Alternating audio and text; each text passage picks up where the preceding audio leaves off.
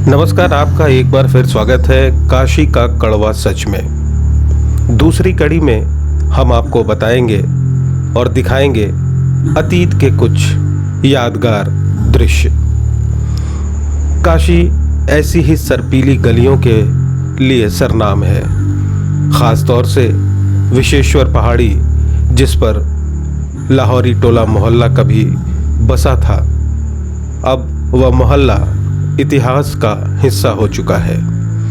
ऐसी दर्जनों सर्पीली गलियां लाहौरी टोला उसके मोहल्ले में थीं। आइए कुछ आखिरी बची गली की अनुभूति लेते हुए हम बढ़ रहे हैं काशी विश्वनाथ कॉरिडोर की ओर।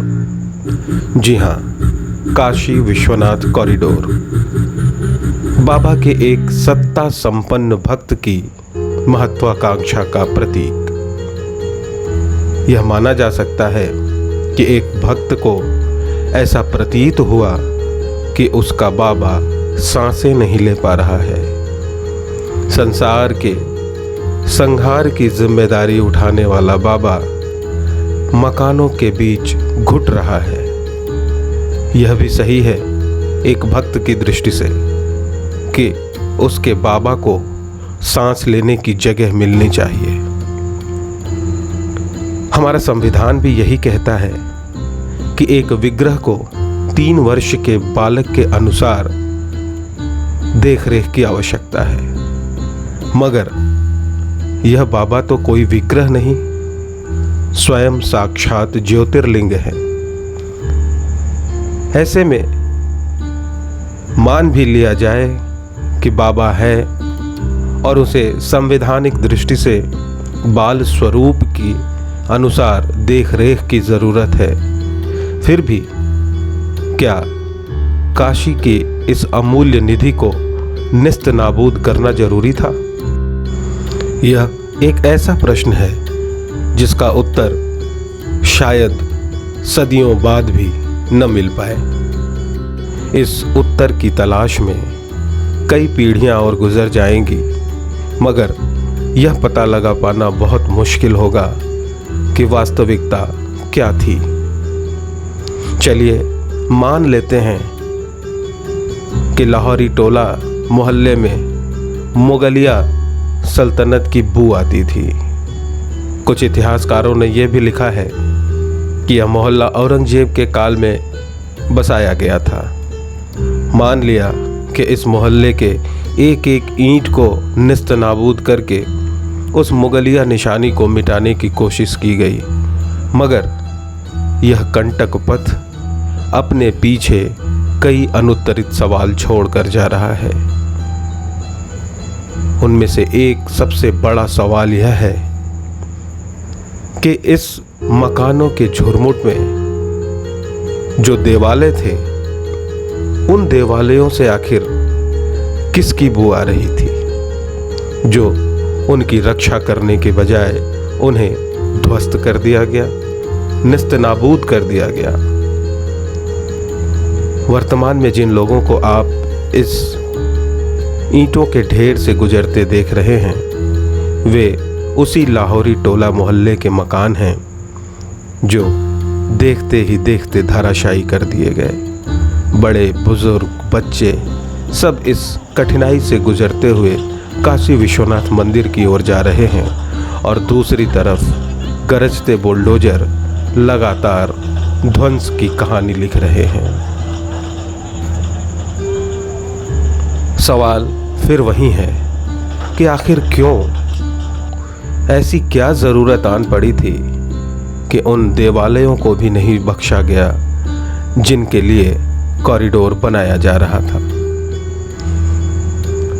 वर्तमान में जहां पर ट्रैक्टर खड़ा है, वहां 3 मंजिला इमारत हुआ करती थी।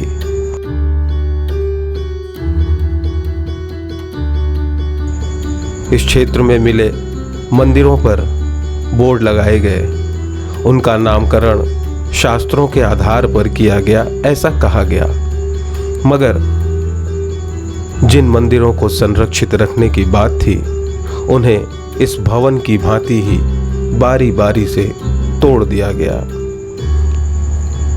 इस एरिया में कई ऐसे पुराने मंदिर थे जिनका वर्णन स्कंद पुराण के काशी खंड में मिलता है। अब सवाल यह है कि जो टूट गया उसे वैसा तो बनाया नहीं जा सकता, मगर जो कुछ भी बनाया जा रहा है क्या वे इतनी मजबूत और इतना स्थायी होगा कि अगली कई पीढ़ियां उसके दर्शन कर सकें। लाहौरी टोला मोहल्ला, इस मोहल्ले में बसी बस्ती और उस बस्ती में रहने वाले लोग, उन लोगों से जुड़ी बहुत सारी यादें हैं जो इन दरकती ईंटों के साथ दरकती जा रही हैं।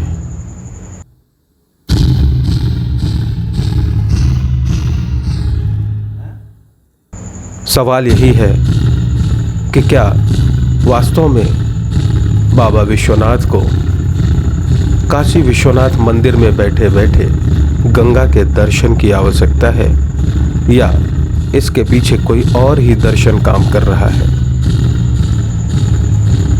यह नींव खोदी गई है कॉरिडोर के भावी निर्माण के लिए, 60 फुट गहरी नींव, जिसे खोदने के लिए दर्जनों मकान गिरा दिए गए और कुछ मंदिर जो अभी दिख रहे हैं ये भी अब वर्तमान में अस्तित्व में नहीं हैं। इनके विग्रहों को निकालकर एक कमरे में भर दिया गया है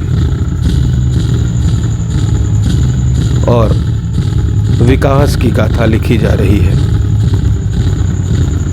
काशी के कई ऐसे देवालय इस कॉरिडोर में ध्वस्त कर दिए गए जिसकी अनुकृति बना पाना आज के अभियंताओं के लिए संभव ही नहीं है। कॉरिडोर कई ऐसे सवाल अपने पीछे लेकर खड़ा हो रहा है जिसका उत्तर अगर आज नहीं तलाशा गया तो कभी नहीं तलाशा जा सकेगा। लाख विरोध, लाख अंतर्द्वंद, सब कुछ एक तरफ धरा रह गया और प्रधानमंत्री के ड्रीम प्रोजेक्ट के नाम पर वह सब कुछ हुआ जो कभी काशी बर्दाश्त नहीं कर सकती थी। एक संत ने तो यहाँ तक कह डाला कि धर्म को खतरा राम नाम भजने वालों से नहीं बल्कि राम का नाम भजाने वालों से है। पीढ़ियाँ यूं ही बढ़ती जाएंगी मगर यह सवाल हमेशा सवाल रह जाएगा कि आखिर जिन धरोहरों को सहेज कर, जिन्हें यथावत रखते हुए भी कॉरिडोर का निर्माण किया जा सकता था, उन्हें सुरक्षित क्यों नहीं रखा गया। क्या वास्तव में शिव को गंगा के दर्शन की आवश्यकता है?